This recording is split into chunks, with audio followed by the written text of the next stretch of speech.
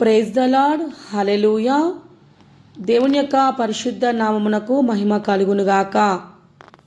దేవుని యొక్క వాక్యము యోబు గ్రంథము 22:21 వచనము. దేవునితో సహవాసము చేసినడలా నీకు సమాధానము కలుగును. దేవుడి వాక్యాన్ని మన హృదయంలో ధ్యానిస్తుండగా మన కుటుంబాలలో సమాధానము కలుగునుగాక. మన కుటుంబాలలో సమాధానము లేకుండా, శాంతి లేకుండా జీవిస్తూ ఉన్నాం. ఒక్కోసారి నీ జీవితంలో సమాధానము కావాలి. నా పరిస్థితులన్నీ కూడా తారుమారుగా ఉన్నాయి. నా కుటుంబాన్ని ఏ విధంగా సమాధానపరచాలి, శాంతిని పరచాలి, ఎందుకు నా కుటుంబంలో సమాధానం కలగట్లేదు అని నువ్వు బాధపడుతున్నావు. దేవుడు ఈరోజు నీతో మాట్లాడుతున్నటువంటి మాట, సమాధానము కలిగి నువ్వు జీవించబోతున్నావు. ఒక్కోసారి నీవు మంచి పనులు చేస్తున్నా కూడా నీకు ఎన్నో భయంకరమైన శోధనలు రావచ్చు. ఒక్కోసారి నీ యొక్క చెడు పనులు పట్టి కూడా నీకు శిక్ష రావచ్చు. కానీ ఇక్కడ యోబు గ్రంథంలో యోబు అనేటువంటి వ్యక్తి యథార్థవంతుడు, నీతిమంతుడై ఉన్నాడు.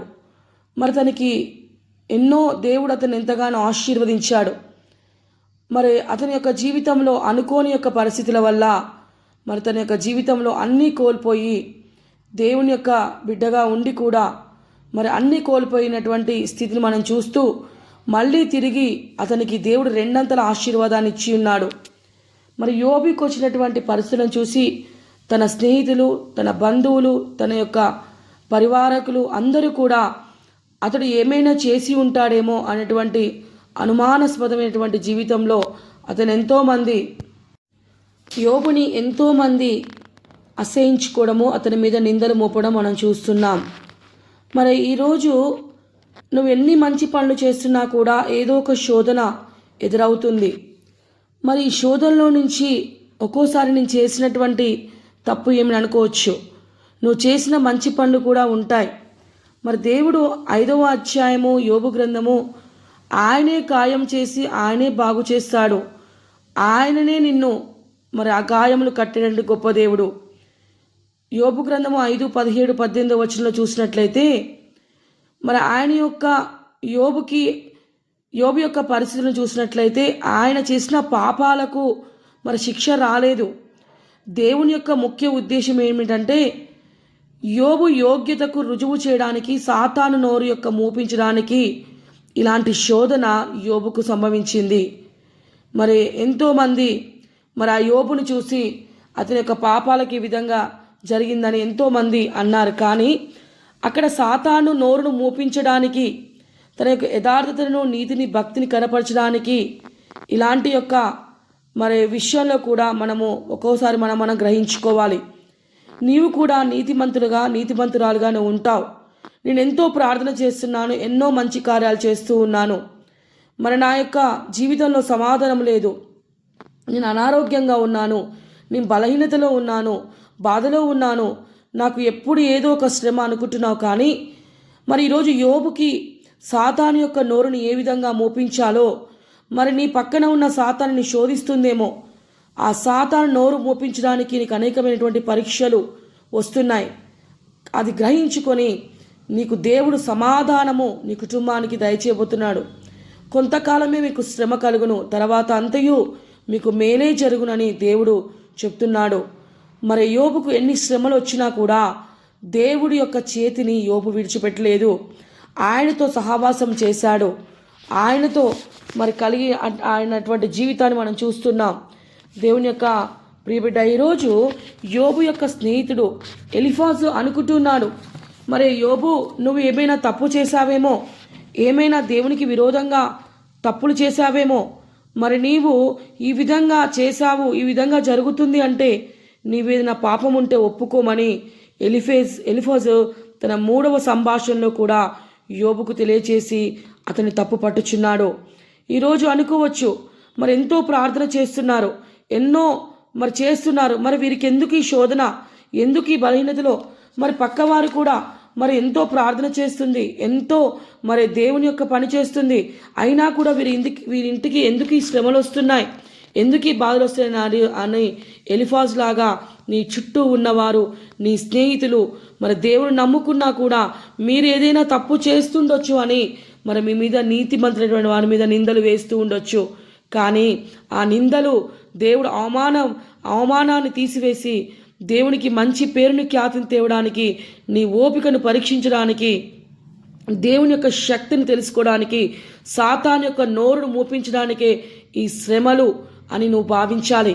మరి ఈరోజు ఎలిఫజ్ మరి యోబు మీద ఎన్నో నిందలు తప్పులు పడుతూ మరి అతని మీద తప్పులు వేస్తూ ఉన్నాడు. కానీ యోబుకు తెలుసు, దేవునికి తెలుసు. మరి యోబుతో అంటున్నాడు ఎలిఫేజు, మరి ఈరోజు మనం అక్కడ నోహావు కాలంలో కూడా ఎంతోమంది దుష్టులు ఉన్నప్పుడు దేవుడు ఆ దుష్టులను సంహరించాడు. పాపము చేశాడు కనుక ఆ రోజు నోవాహునొక్కడే దేవుడు రక్షించాడని అతనితోటి ఏదేదో మరి అనేటువంటి అనుమానాస్పదముగా మాట్లాడుతున్నాడు.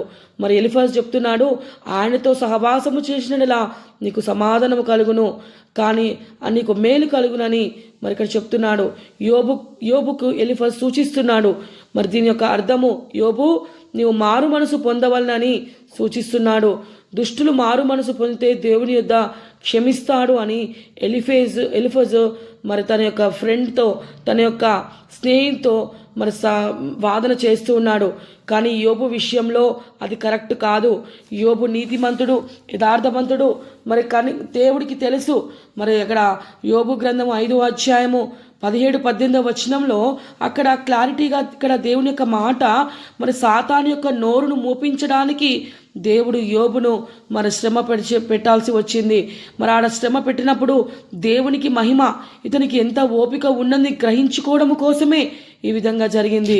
దేవుడు యోబుకు మరి పోయిన దానికంటే 2 ఆశీర్వదించాడు. మరి నీ చుట్టూ ఉన్నటువంటి పరిస్థితులు సమాధానం లేకపోవచ్చు. నువ్వు పాస్టర్గా మరి పాస్టమ్మగా దేవుని సేవ చేస్తుండొచ్చు, నువ్వెంతో ప్రార్థనపరురాలుగా ఉంటుండొచ్చు. మరి దేవుడు యొక్క విషయం నాకెందుకు ఈ విధంగా జరుగుతుంది అని అనేకమైనటువంటి నిందలు, అవమానాలు జరుగుతుండొచ్చు. మరి ఈరోజు నీ కుటుంబంలో సమాధానం లేదు. మరి యోబు అంత భక్తిపరుడే, ఎందుకు ఈ శ్రమలు, మరి కుటుంబంలో ఎందుకు ఈ యొక్క మరి భయంకరమైనటువంటి మరణం అనే విపత్తులు వచ్చాయి, ఆస్తినంతా కోల్పోయాడంటే అక్కడ దేవుని యొక్క నామాన్ని మహిమపరచడం కోసమే. కాబట్టి ఇవన్నీ కూడా నువ్వు ఎన్ని మంచి పనులు చేసినా నీ మీద నిందలు, అవమానాలు నిన్ను దూషిస్తుండొచ్చు. కానీ అక్కడ సాతాను యొక్క నోరును మూపించి మరి దేవుడు మహిమపరచడం కోసమే యోబుకి శ్రమలు వచ్చాయని భావించి ఈరోజు నీకు సమాధానం లేదనుకుంటున్నావు. ఇక్కడి నుంచి నీ కుటుంబంలో సమాధానం అనేటువంటి ఆత్మచేత నీ కుటుంబాన్ని దేవుడు దీవించునుగాక. ఆమె.